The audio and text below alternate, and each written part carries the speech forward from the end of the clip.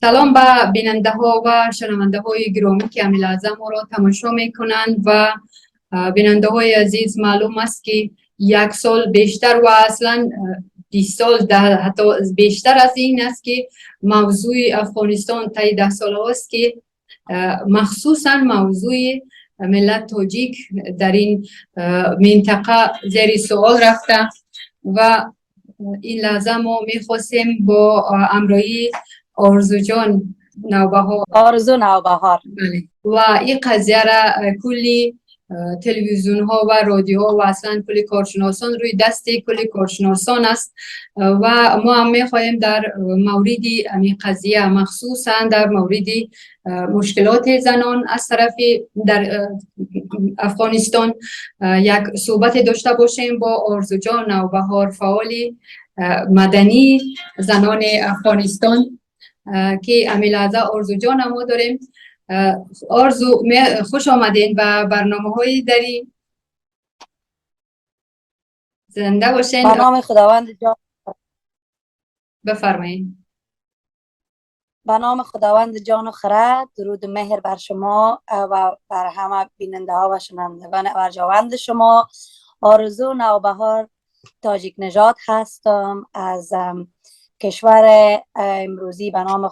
افغانستان و در انگلستان زندگی میکنم. سلامای ویژه خود به شما تقدیم میدم. زنده باشین آرزو جان. آرزو جان، امی یک سوالی که ما از اول میخواستم بپرسم از کلی کارشناسان، امی سوال اول میکنم.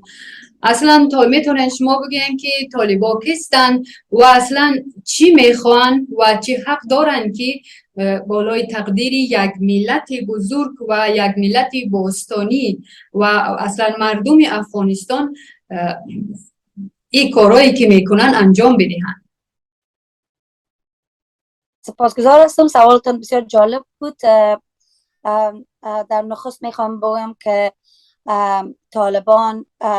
در اصل واژه طالب یعنی به نام کسی که میخواد آموزنده باشه، کسی که میخواد آموزش ببینه و یا متعلم، و طالب کسی که در طلب علم میباشه. ولی در دهه 1990 یک گروه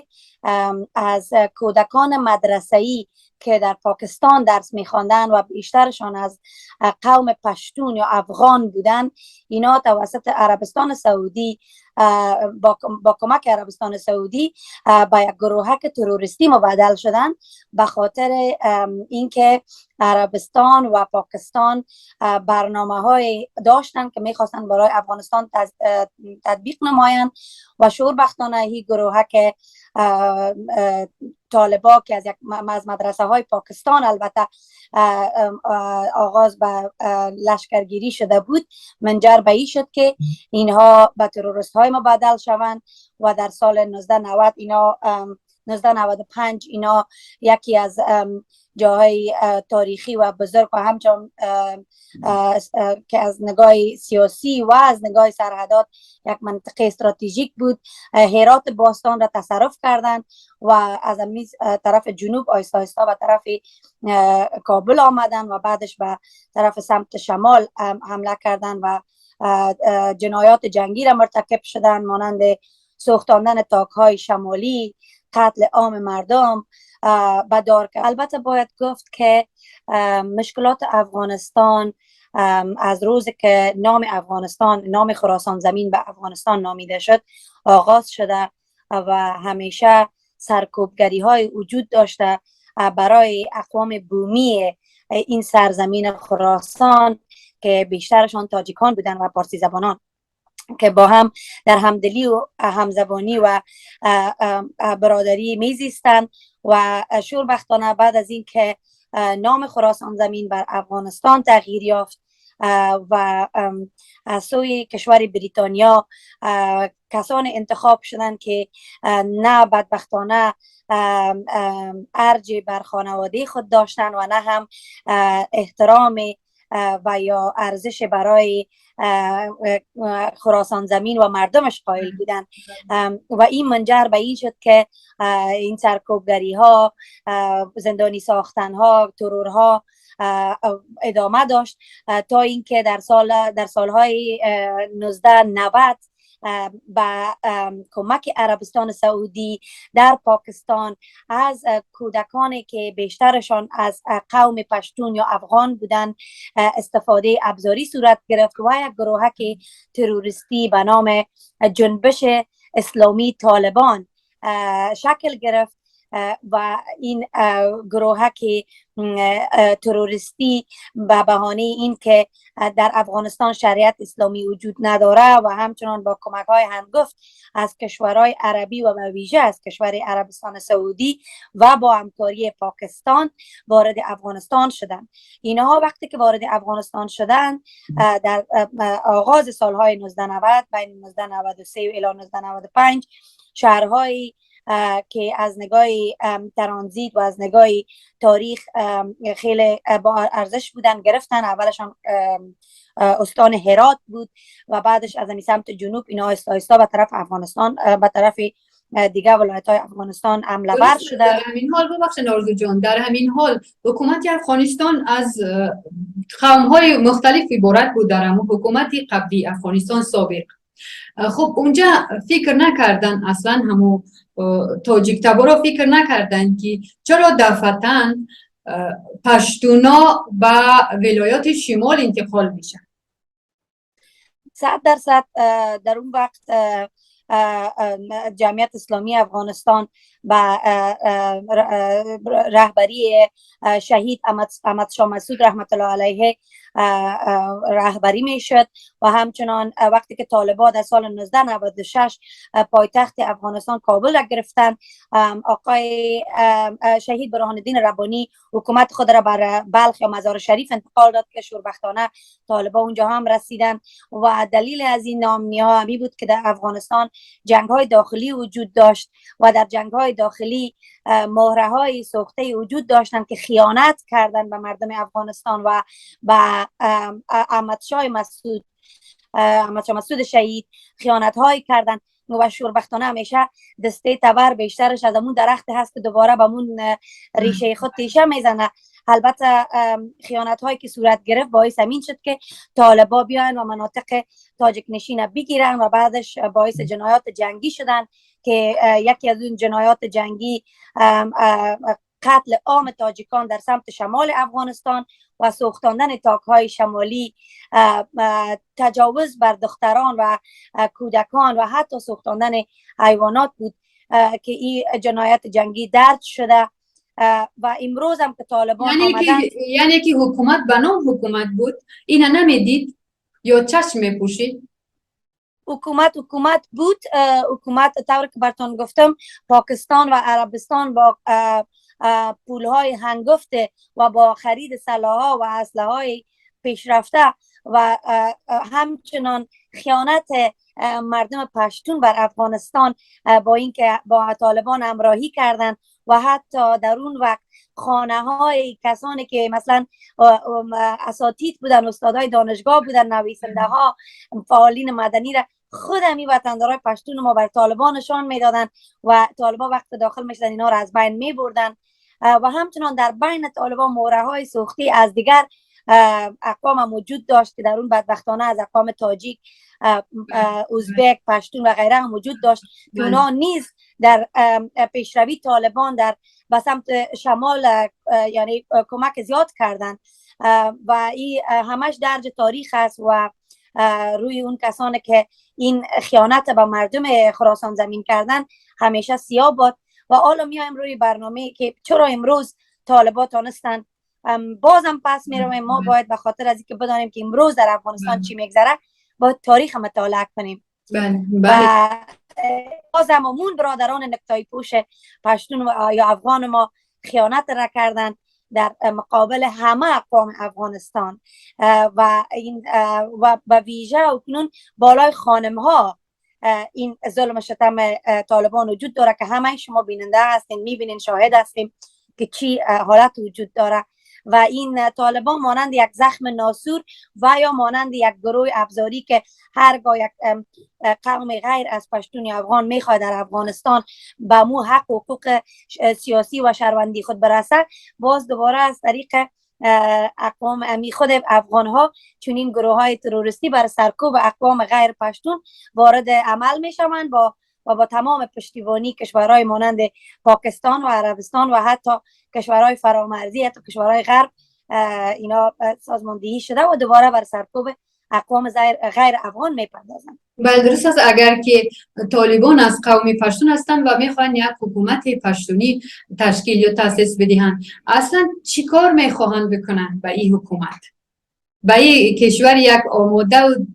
از به کل عموم مقدسات و داشته های تاریخی و مدنی و تمدنی گرفتن آماده، چی میخواهند بسازند؟ حالی که همه را خراب کردن، چی میخواهند بسازند بعد از این؟ خب طالبان زیر شعار شریعت اسلامی وقت وارد افغانستان شدن، اونا هدفشان این بود که کشور گویا اسلامی بسازن. من نمیدانم که این کشور اسلامی یعنی خراسان زمین یک کشور اسلامی بود، یک کشور اسلامی هست و به خواست خداوند و فرزندان راستین این کشور یک کشور اسلامی و فرهنگی خواهد ماند و در او کشور خواهد بود که بر همه ادیان احترام گذاشته میشه و یهودهای افغانستان، هندوها، سیک ها، شیعه ها و کسانی که از دیگر ادیان هستند میتونن بسیار با آرامش زندگی کنند و احترام شوند، محترم شمرده شوند. شوربختانه طالبان و گروه تروریستی هستند از نام اسلام استفاده ابزاری نمودن و با اهداف شوم خود که همانا تاکتیک های سیاسی پاکستان برای ساختن یک صوبه پنجم از خراسان زمین می باشه وارد این صحنه شدن و جنایاتی که اینا انجام دادن میتونیم که در پرده تلویزیون ها ببینیم. سرکوب مردمانی که اصلا هیچ کار با جنگ ندارن و همچنان این گروه قوی و شناخته شده در جهان به نام گروه مقاومت در افغانستان شکل گرفته از امون مردم هست که در بین از او پشتونای هم وجود دارن که اونها براستی به خاطر وطن خود، به خاطر مردم خود به پای استادن، تفنگ به دست گرفتن و در کوههای هندوکش می جنگن در پهلوی برادران تاجیک تبار و این خودش نشانده این است که این سرزمین صاحب داره. و درست است که کشور بریتانیا آمد و چند نفره که پدرکش و بچه‌کش و همسرکش و اینا بودن در سران حکومت به نام افغانستان جا داد، ولی فرزندان هست راستین این کشور همیشه در مبارزه هستند و نظام هر آرشی که هست کمان پدرش یا تفنگ کونه پدرش روی دیوارش از گرفته و در کوههای هندوکش به ضد دشمن، به ضد خائنین ملت و به ضد کشورهایی که تروریسم در افغانستان رایج ساختن می جنگن و ما خواهران و مادرانشان همیشه دعاگوی اونا هستیم و ما هم به نوبه خود به حیث یک زن آواز خود بلند میکنیم، دادخواهی میکنیم تا جهانیان بدانند که خراسان ما هنوز زنده هست و دختران خراسان زمین مانند شیران غران از حقوق انسانی خود حمایت میکنن، مبارزه میکنن و هیچ طالبان نمایندگی از اسلام نمیکنن و اینا رو ما میتونیم که گروه خوارج بگوییم. درست است. آرزو جان میتونین بگین که شما همچنان در برابر در ردیف امرای شما همچنان خواهرانی پشتونی تبار، برادرای پشتونی تبار که زندگی میکنن، اصلا نظری اونا در برابر امی طالبا چی است که طالبا اصلا از قوم پشتون هستن؟ اونا چی نظر دارن؟ شوربختانه 99.9% پشتون تباران کشور ما پشتیبانی خود از برای قومیت از طالبان میکنن و این بسیار یک حادثه المناک و دردناک است بر مردم افغانستان. شما فکر کنید که 99.9% قوم افغان یا پشتون وقتی پشتیبانی از طالبان میکنن به هر گونهش و حتی کسانی که اینجا در دیسکوتیک ها میرقصن مانند بانو دیوه پتنگ که یک وقت به میلیون ها دلار از افغانستان از حق بیوه ها و یتیما دزدی کرد و امروز در دیسکوتیک های لندن میرقصه، حتی او میآید و در برنامه هایی که شرکت میکنه میگه ما خواهان یک کشور اسلامی زیر سلطه طالبان هستیم. شما فکر کنین این منتالیتی از اینا، ذهنیت از اینا قومگرایی است، قومی هست. در کشور که برای مادر وطن باید رزمید، برای نوامیس ملی این وطن باید رسمید، این انتخاب نظر به سلیقه های قومی خیلی ناامید کننده است. و اون فیصدی کوچک که باقی مانده، شوربختانه اونا هم بین اقوام افغانستان دارن اعتبار خود از دست میتن، چون ما نمیتونیم بالایشان اعتماد کنیم. اگر براستی هم اونا بر ما بگن که بله ما با مردم هستیم، ما با طالبان نیستیم، باز هم در پشت کله ما، در مغز ما شاید اگر چنین شود چطور می شود. این تو یک بی‌باوری وطنداران افغان ما در بین مردم غیر افغان و دیگر تباران پیدا کردن که بسیار مشکل است و ای از اعتماد و اعتبار مردم دلیر پشتو زبان کاسته شده و شوربختانه قتل هایی که صورت میگیره، حتی اگر در اون پشتونا هم باشه، هیچ کس باور نمیکنه که اینا یعنی این جنایت در حق پشتون خودم میکنن. طالبا در حق پشتونای خودم جنایت میکنن. همون فیصدی کوچک که باقی مونده که صدا بلند میکنن، صدای از اونها هم خاموش میشوه و لابیگرایی که در غرب هستن، اینا هر روز به خاطر تقویت طالبان در افغانستان لابیگری میکنن و این جای شرم است برای این قوم بزرگ که چنین بی‌عدالتی را و چنین جنایت را در مقابل دیگر اقوام روا می‌دارند و ناامید کننده است و خیلی دردناک هست که با چنین پدیده، با چنین انگیزه نمیتوان با آنها یکجا زندگی کرد. درست است آرزو جان. شما فکر نمی‌کنید که امو کشورهایی که طالب تولد کردن و به همین کشور آوردن، به افغانستان آوردن، با همون ظلمی که امروز روی مردم بومی میکنن و ایرا یک از همین استفاده از زمین اونا یگان برنامه دیگه داشته باشن به منفیت خودشان؟ 100% در شما میدانین افغانستان یک از نگاه جیوپولیتیکال یک خطه بسیار مهم است،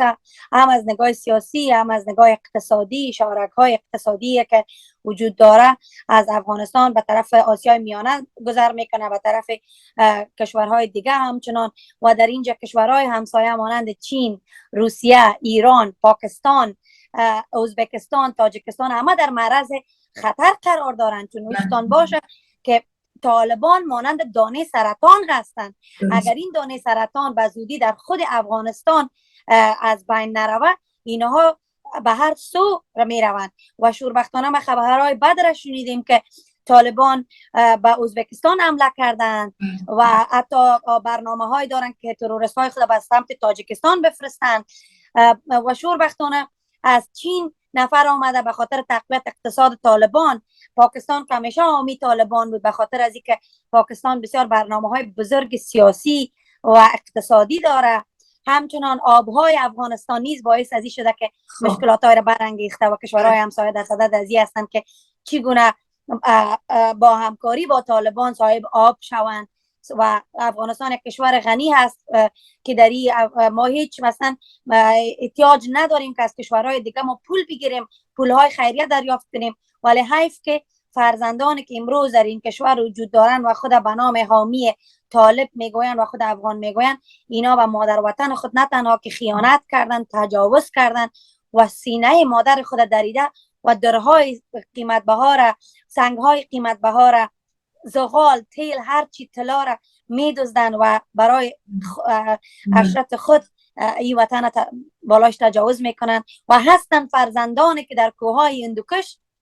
در اون صخره ها، در اون سنگپاره ها برای مادر وطن خود می جنگن و اونها کسانی هستن که آینده سازان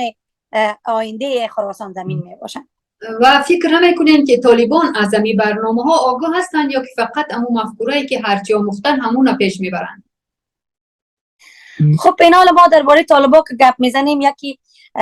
امین افراد هست که می جنگن، این اسکر، ما اینا رو اسکر میگیم یا ملیشاها میگیم، و یکی هست که از کدام سو رهبری میشوند. شوربختانه طالبا در بینشان کدام آدم نخبه، کدام آدمی که براستی از سیاست کشور بدانه رو ندارن. اینا مانند عروسک های هستن، عروسک هایی که پاکستان و عربستان و دیگه کشورها با تارها اونا رو باشون بازی میکنن و اینا رو به نام پاپتس میگوین به انگلیسی، یعنی اینا همون گودیگک‌ها یا عروسک‌های هستن، فقط از اینا استفاده ابزاری میشه به خاطر اهداف سیاسی، اقتصادی و استراتژی کشورهای مانند عربستان، مانند پاکستان و کشورهای دیگه که برای همه دنیا معلوم است که کدام کشورها هستند. ولی چرا مشکل طالبا، مشکل اساسیشون، اصلا مشکل بزرگشون زنا هستن؟ خب طور که میدانین مردان دلیر را مادران دلیر میزایند یا به دنیا میارن.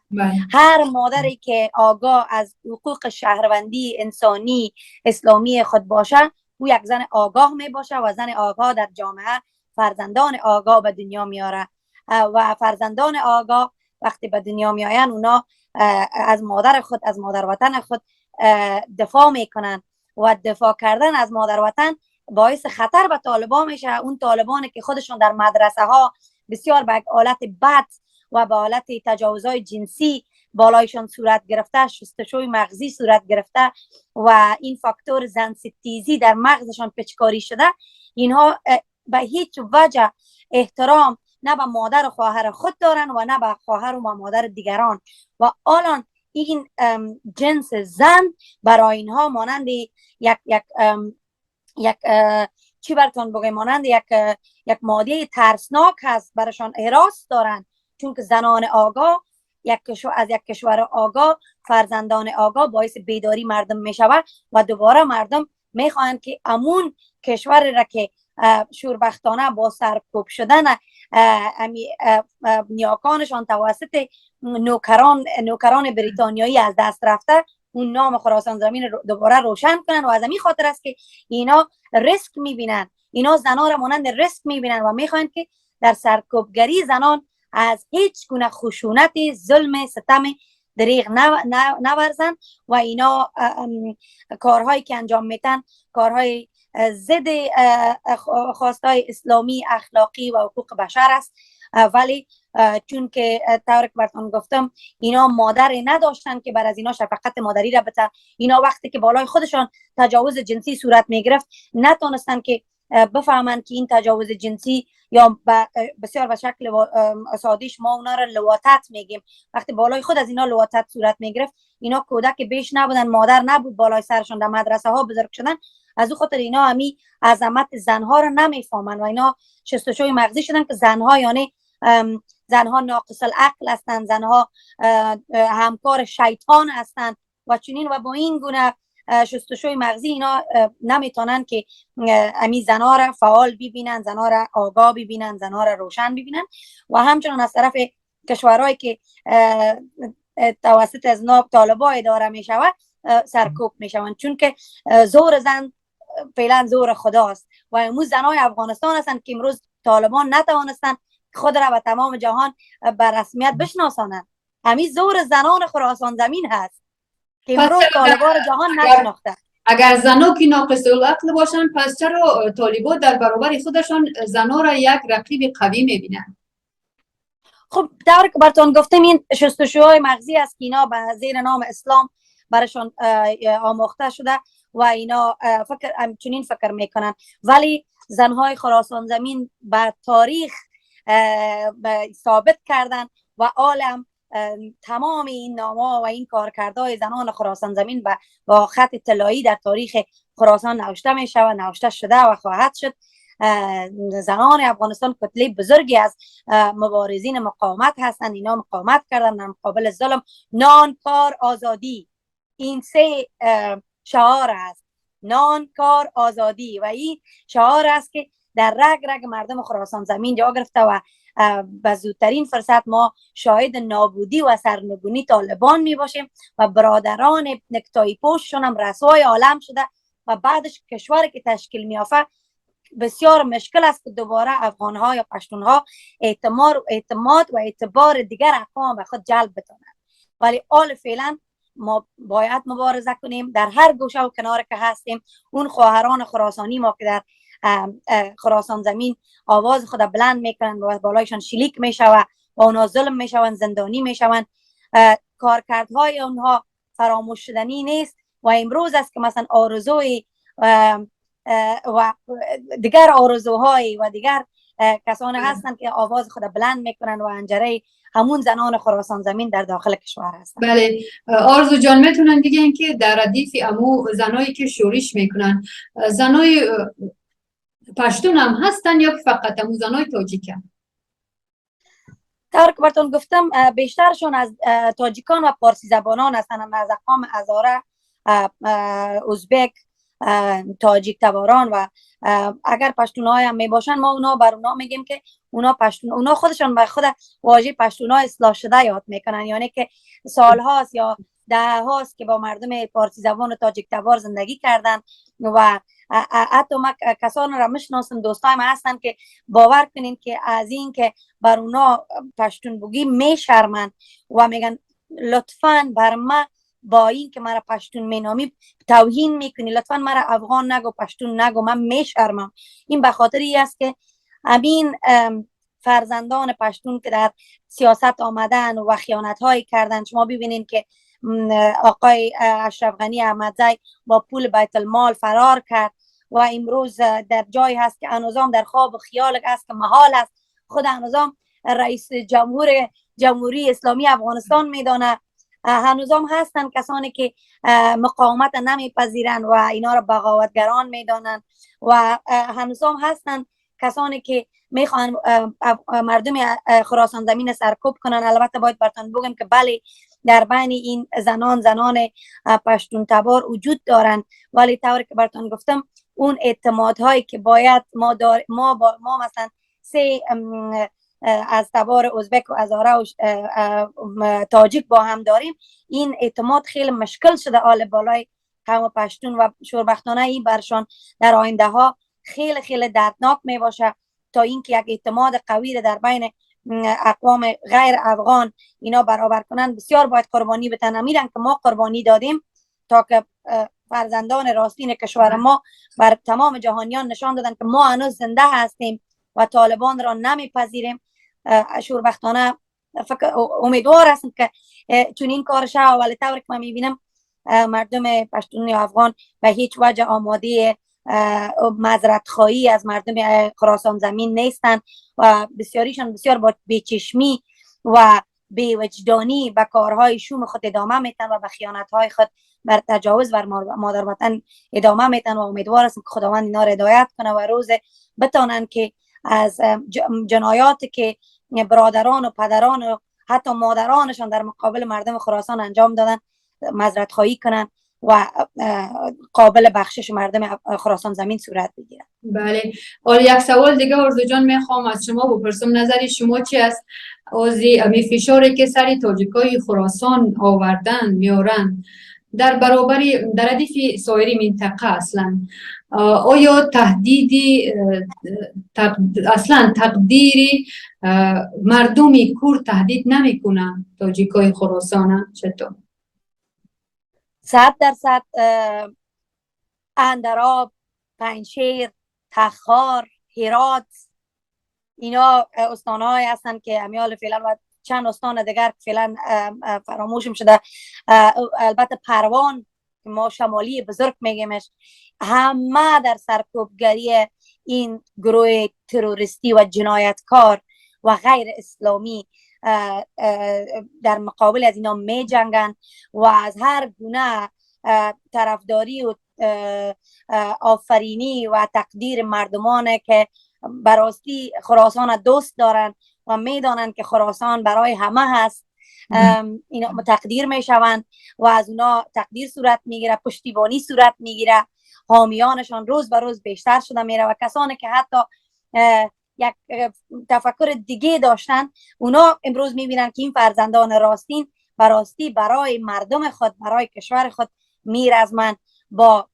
در زمستانهای بسیار سرد که بسیار مشکل بود در اون کوهپایه ها، در اون کوههای اون دوکش زندگی کرد. این جوانان ما گذشتاندن و مردم خراسان زمین میبینه همه چیز را. همچنان تهدیدات نیز وجود داره، البته این از تقدیر شدنشان بود، از تهدیداتی که خانواده اونها تحت خطر جدی جانی قرار دارند، مشکلات اقتصادی به اوج خود رسیده و این چیزا وجود داره، ولی وقتی که تو تفنگ به دست میگیری و میخوایی که بر مردم خود و بر وطن خود بجنگی، دیگه یا وطن یا کفن این شعارشان است. و مقاومت، آزادی، این یک پدیده هست که در وجود همه خراسانیان نهفته است و همه ما به نوبه خود با قطره های خون خود، با قطره های عرق جبین خود از این مقاومت پشتیبانی میکنیم و از هر گونه پشتیبانی که از دست ما میآید دریغ نمیکنیم. خب تشکر. ما که به عنوان یک تاجیک، به عنوان یک آریایی اصلا با کل امی قومی آریایی، خود در ایران است، خود در اروپا است، خود در افغانستان است، در ازبکستان است، دل ما میتپه. شما فکر نمیکنین که پشتون هم که یک قوم آریایی است که امروز مردمی قوم خود سرکوب میکنه، او را از بین میبره، سرزمین خودش خراب میکنه، شما فکر نمیکنین که میشه که کدام وقت یک هزار پشیمانی کنه؟ خب طور که در بین تاجیکا فعلا همین مسئله که تو کولابی هستی و یا تو سمرقندی هستی افتاده شده و مشکلات وجود داره. همین رقم در بین اقوام افغان یا پشتون هم مشکلات وجود داره که بیشترشان آریایی هستن، ولی بیشترشان طور که یعنی ادعاهای وجود داره، ادعاهای تاریخی که بیشتر اینها اقوام هستن که از قبایل گم شده هستن که از شرق میانه، یعنی کشوری که امروز به نام اسرائیل یاد میشه آمدن. و این طور که براتون گفتم سیاست هایی که هست، سیاست ها تنها سیاست به آسیایی نیست، سیاست هایی که بالای افغانستان فعلا تطبیق میگرده سیاست های بین المللی هست. و بله اقوام آریایی پشتون ها که هستن از خون رگ ما هستن، همون فیصدی کوچکی که گفتم که همیشه با ما هستن، بله بدبختانه به خاطر همین که اینها با می واژه پشتون آنقدر باعث تخریش شده در بین مردم که مشکل است امو اعتماد و اعتبار خود دوباره به دست بیابن. و هستن کسانی که از این اقوام هستن و اونا خود اصلا از قوم آریایی نمیدانن، اونا ملر رو بر افغانی و از طرف که ما هستیم از این طرف خط دیورن اون طرف خط دیورن خود افغان میگوین. و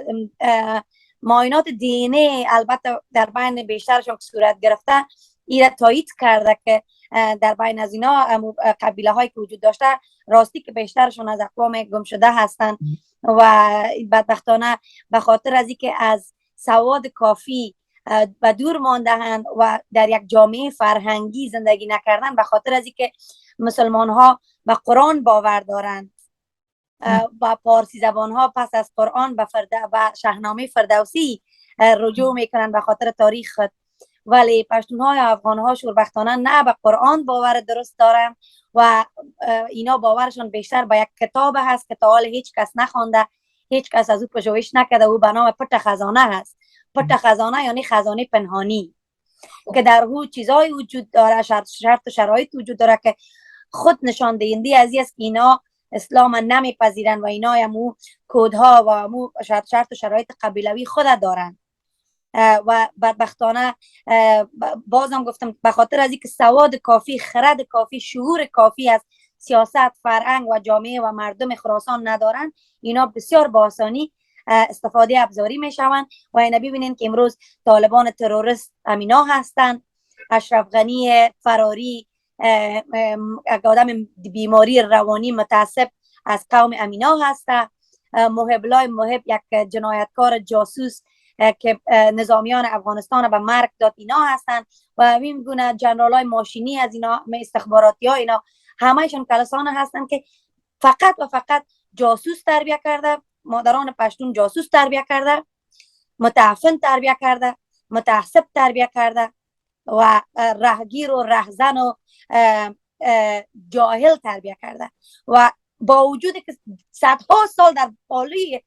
مردمان بومی خراسان زمین ما فرهنگ داریم، ادیان‌های مختلف پشت سر گذشتانده ایم، پیامبر پارسی زبان به نام زرتشت داریم، پیامبر اسلام به نام محمد داریم، کتابی به نام قرآن، کتابی به نام شاهنامه داریم. اینا شوربختانه هیچ چیز ندارن. اینا ندارن لر و بر او پت خزانه. و این دو چیز است که باعث سرخمی و بی‌باوری پشتونا در بین خودشان شده و همچنان دیگه این شرمندگی که اینا بر مردم خراسان زمین وادار شدن و یا باعث شدن یک زخم هست خیلی عمیق و تا که اینا خودشان این زخما را دوا نکنن فکر نکنم که این زخما ناسور میشه ولی جور نمیشه و امیدوار هستم که بس کنن خیانت بس کنن یک بار دل سر مادر وطن خود بسوزانن شاید که کم ترحم انسانی در دلشان پیدا شد که دیگه خیانت نکنن. بله.